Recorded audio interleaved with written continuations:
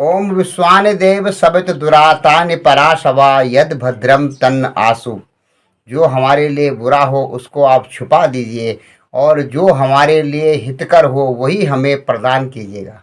नमस्कार मित्रों, जय हिंद, जय भारत और जय उत्तराखंड। मैं गौतम सिंह बिष्ट उत्तराखंड हिलांसी यूट्यूब चैनल से आपसे मुखातिब हूँ।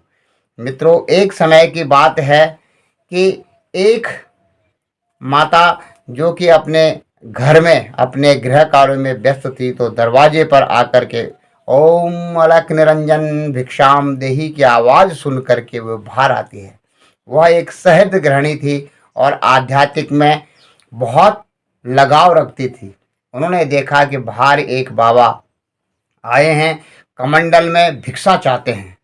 तो गृहिणी ने ले जा करके कुछ चावल, कुछ अनाज और कुछ दक्षिणा लेकर के कमंडल में डाली और बाबा जी से कहा, बाबा जी, अगर आप उचित समझते हो, अगर हमारी किस्मत में भाग्योदय होना लिखा हुआ हो, तो आप हमें आशीर्वाद स्वरूप में ब्रह्म ज्ञान का उपदेश कीजिए। तो यह बात सुन करके जो सन्यासी है वह सन्यासी हंसने लगते हैं और कहते हैं, ऐसी बात है तो कल ऐसा करना कि आप बहुत नैवेद्य भगवान को चढ़ाने के लिए जो खीर बनाई जाती है, इस प्रकार की खीर बना के रखना और मैं आऊँगा और आपको ब्रह्म ज्ञान का उपदेश भी दे करके चला जाऊँगा। यह सुन करके वह गृहिणी बहुत खुश हो गई, अपने गृह कार्यों में लग गई और इस प्रकार से वह बाट जोहने लगी। सुबह सुबह ब्रह्म मुहूर्त में उठ करके उसने खीर बनाई। उसमें पूरे हाविष्ट पदार्थ, यूँ कहें कि उसमें बहुत स्वादिष्ट पदार्थ व्यंजन के रूप में उसने खीर को बनाया और ब्राह्मण देवता या उन बाबा जी का क्या करने लगी, प्रतीक्षा करने लगे कि कब बाबा जी आए और कब मुझे ब्रह्म ज्ञान का उपदेश करें। नियत समय पर बाबा जी पहुंचे और अलख निरंजन की आवाज़ सुनकर गृहिणी बाहर आई और बाबा जी ने कमंडल आगे कर दिया और खीर का पात्र लेकर के वह गृहिणी जब बाहर निकली तो बाबा जी ने कहा, इस कमंडल में डाल दो। अब गृहिणी ने ज्यों हुई बाबा जी के कमंडल में नजर दौड़ाई, उसका माथा ठनक गया।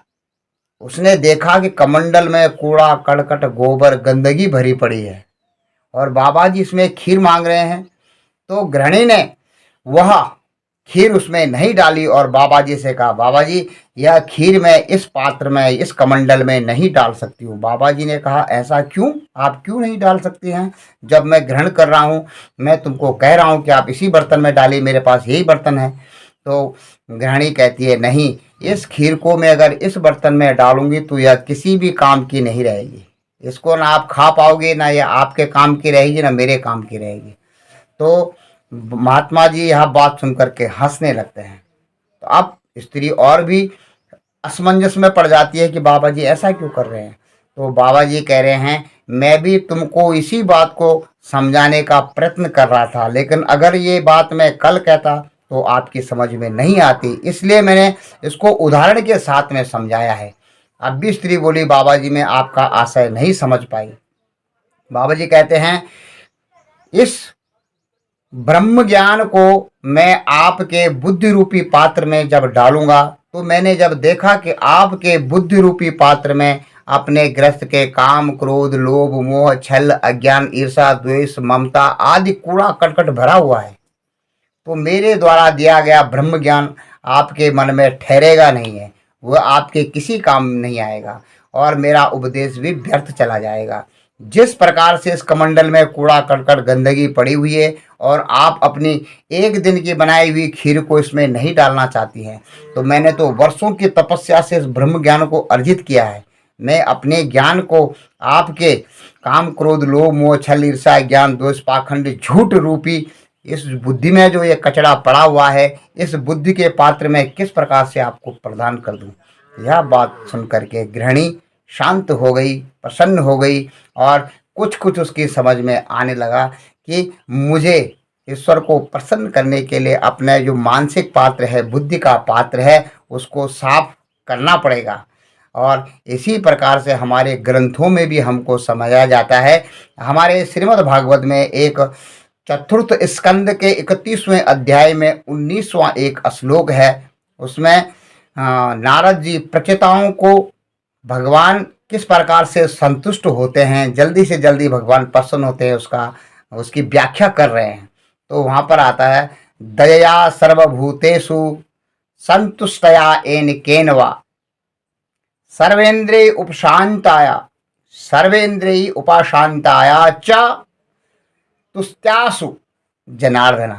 चा तुस्त्यासु जनार्दना मतलब, इसका मतलब है दया सर्वभूतेषु, सभी प्राणियों में बराबर दया करने से, सर्वभूतेषु सभी प्राणियों में दया का भाव रखने से।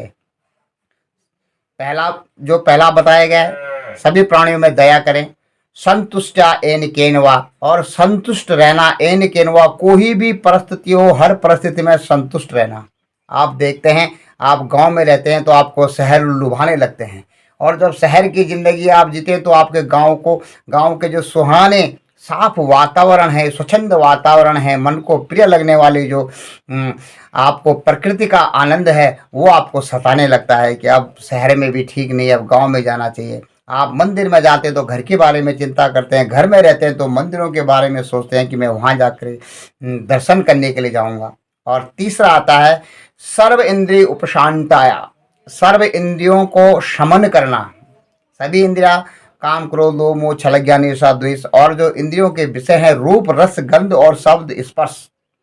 रूप, रस, गंध, शब्द और स्पर्श, ये 5 इंद्रियों के विषय हैं जिनमें मन भटकता रहता है।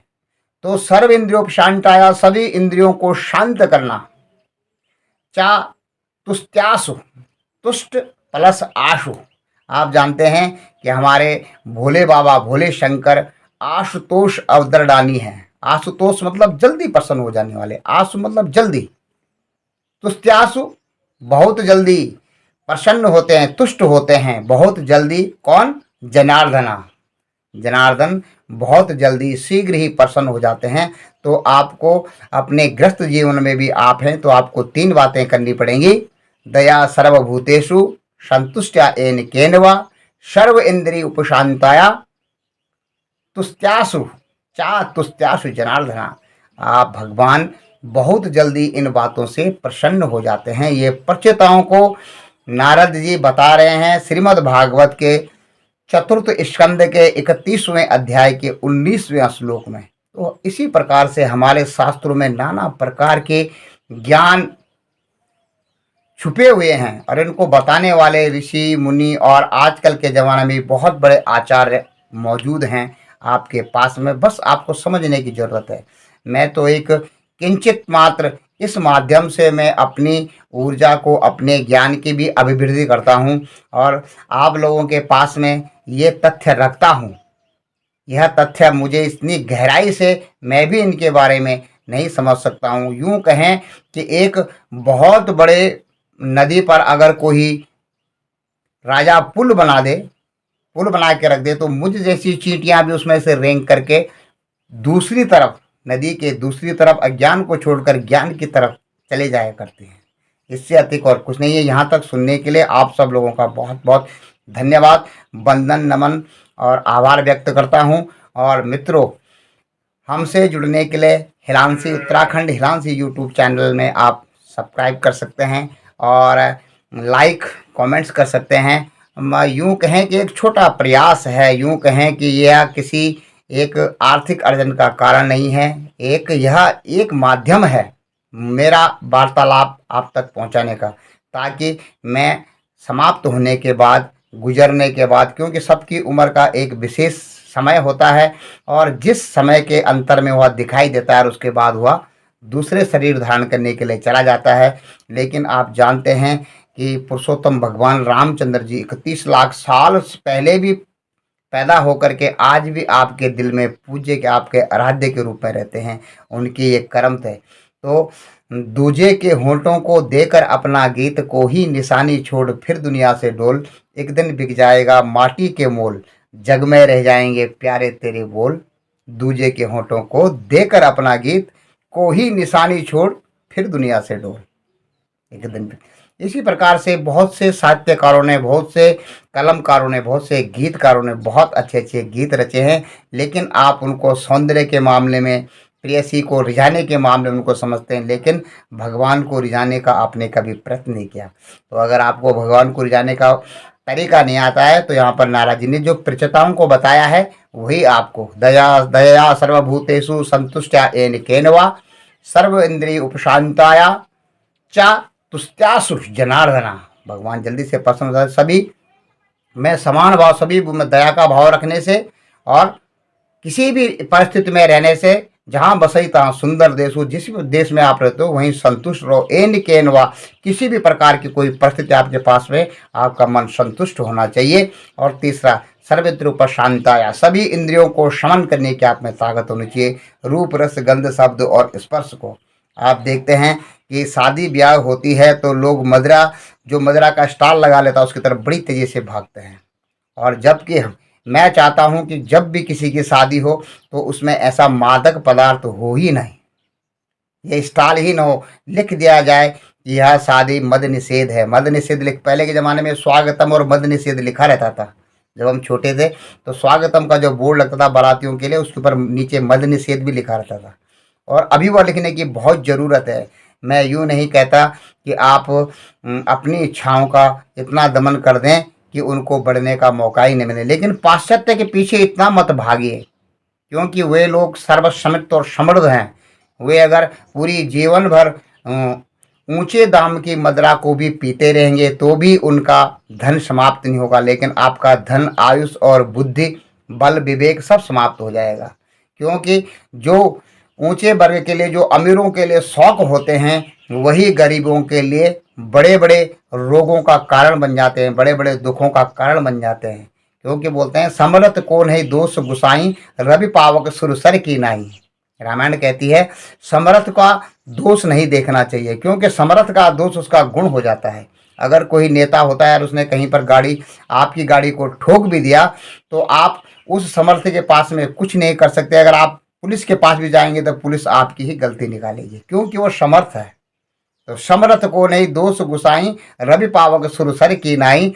रवि, सूरज, किस जगह पर उसकी धूप की किरण नहीं पड़ती है, गंदी से गंदी जगह पर, मैले जगह पर भी वो धूप की किरण पड़ती है, उसको अवशोषित करता है। और गंगा जल को भी वह अवशोषित करता है, लेकिन कोई सूर्य को अपवित्र नहीं कहता। गंगा जी में देखिए, अगर किसी छोटे से नदी और नाले में आपने किसी पशु की सड़ती हुई लाश को देख दिया तो आप कभी जीवन भर उसका पानी नहीं पिएंगे। लेकिन गंगा जी में आप देखते हैं कि सब तृण से लेकर कुंजर से लेकर हाथी से लेकर और कीड़ी तक उसमें बह रही हैं और आपको दिखाई भी देती हैं, लेकिन तभी भी आप गंगा जल को पवित्र मानते हैं, क्योंकि उसकी महिमा अनंत है, वह समृद्ध है, बड़ा है, बड़ा चरित्र है। रवि पावक सुरसर की नाई, और आग में क्या चीज नहीं जलती है। एक मुर्दा भी गंदगी से भरा हुआ, कोरोना काल में मरा हुआ मुर्दा भी अग्नि उसको भी खाती है, लेकिन अग्नि कभी दूषित नहीं होती है। और अग्नि को आप देखते हैं कि अपनी पूजा पद्धति में आप अग्नि का ही आह्वान करते हैं। ओम स्वस्ति नः इंद्रो वृधसभाः, स्वस्ति नः पूषा विश्ववेदाः, स्वस्ति नान्त्रक्षायो अरिष्टनेमिः। इस प्रकार से आप अग्नि का आह्वान करते हैं और अग्नि पवित्र मानी जाती है, इसलिए समर्थ का कभी भी दोष नहीं होता है। जय हिंद, जय भारत और जय उत्तराखंड। आप तब यहाँ तक सुनने के लिए बहुत बहुत धन्यवाद। आभार, बंदन और नमन प्रकट करता हूँ।